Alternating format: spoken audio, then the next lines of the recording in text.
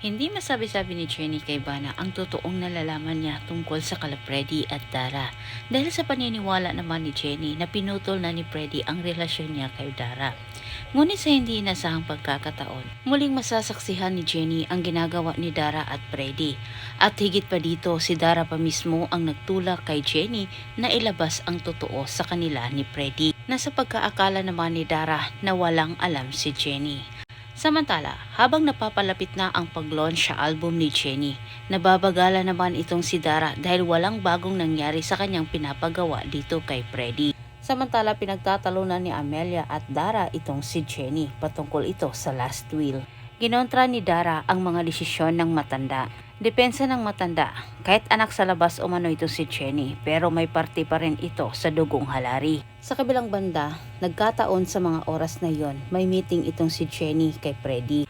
Dahil sa pagtatalo ni Amelia at Dara, naisipan ni Dara na puntahan itong si Freddy para kulitin sa kanyang pinapagawa.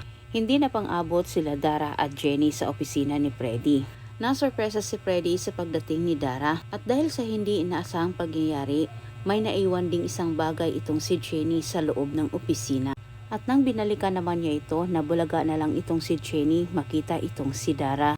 Agad kinuna ni Jenny ng video ang dalawa. Sinabi ni Freddy kay Dara na hindi umano niya magawa-gawa ang utos ni Dara sa kanya dahil ikakabagsak ito ng kanyang kumpanya.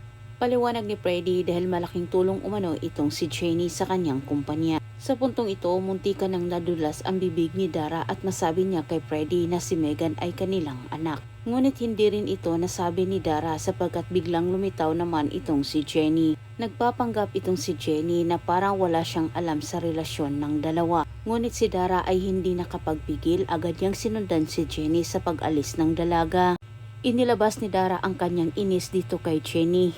Nagagalit si Dara dahil si Jenny ay pinartihan pa ng yaman ni Amelia. Nagulat naman ng sobra itong si Dara nang diretsahan din siyang sinagot ni Jenny na alam umano ni Jenny ang ginagawa ni Dara. Inisip naman ni Dara ang ibig sabihin sa sinabi ni Jenny na pinakiusapan si Freddy na pigilan ang pag-launch sa album ni Jenny.